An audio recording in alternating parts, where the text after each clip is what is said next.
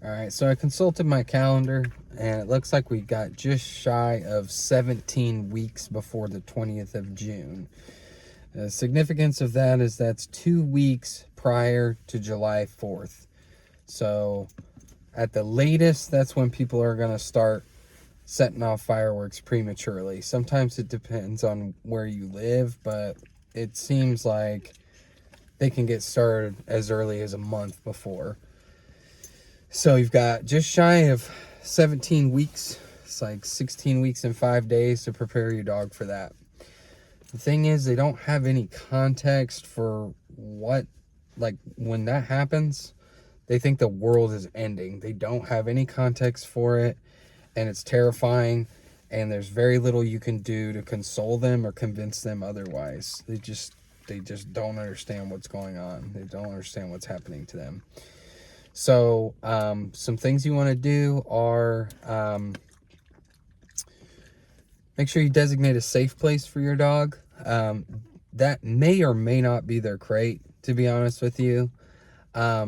This is when I would plan to be home with your dog when the fireworks are most likely to be going off. Like if there's like July 4th itself or anything scheduled in your area, I would plan to be there with your dog, or I would plan to have your dog off-site elsewhere, inside, where there's less likely to be fireworks going off. So like an Airbnb or something like that. I don't know. But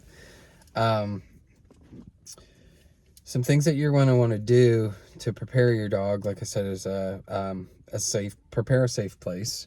So like I said, that may or may not be their crate.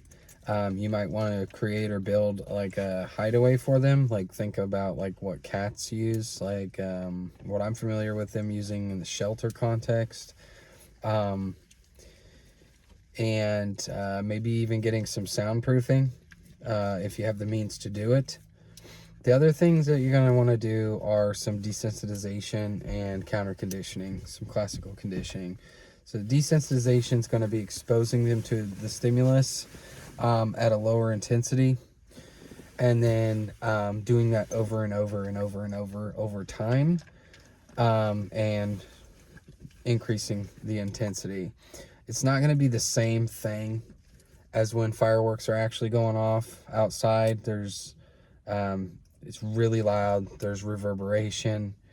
So the best you can do probably is find like a video on YouTube and let it roll, and shut the door in that room, and then be in another room with your dog. And the counter conditioning piece is going to be you providing your dog with something really good, probably something with some longevity, like a bully stick or like a Kong with yogurt or peanut butter or like tripe. Like pull out all the stops. I've used dehydrated duck heads before for certain things that I've been working with dogs on. So and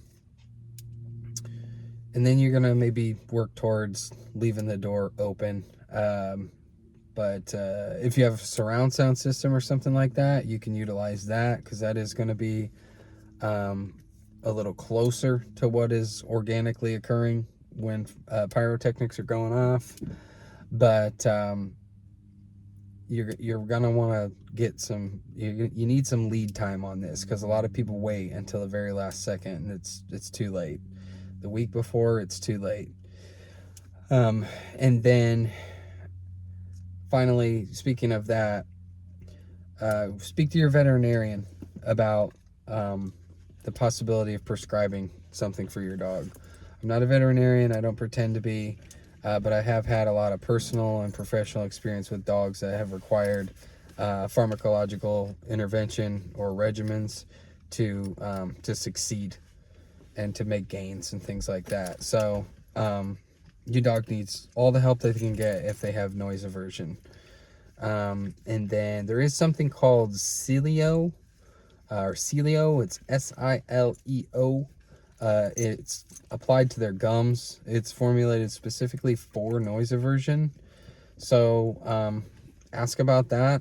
I'm not saying like your dog needs this and you should use it. I'm saying I learned about it in a fear-free course and I didn't even know it existed.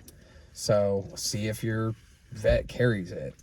If you don't have a veterinarian that's comfortable reaching for behavioral meds, then see about visiting another clinic, like seeing if you can take your dog to another clinic, or you might have to pursue a veterinary behaviorist in that case.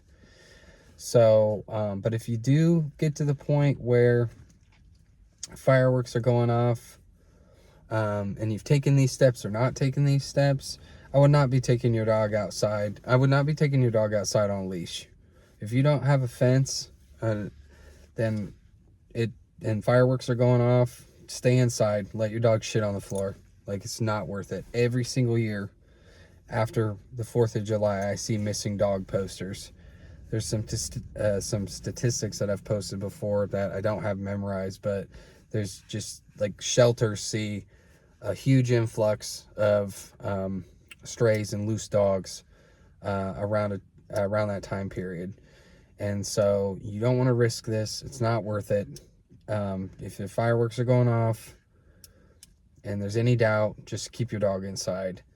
If you are taking your dog outside on leash, then you need to make sure that you have backed up their gear. So 2 leashes, a safety clip connected from safety clip connected from their harness to their collar or whatever piece of gear, from one piece of gear to another piece of gear. 3, 4 leashes, whatever you need to do. This dog cannot get away from you. But even if you have a fenced in yard and your dog is spooked and your dog is flighty, have your dog out on leash in the backyard.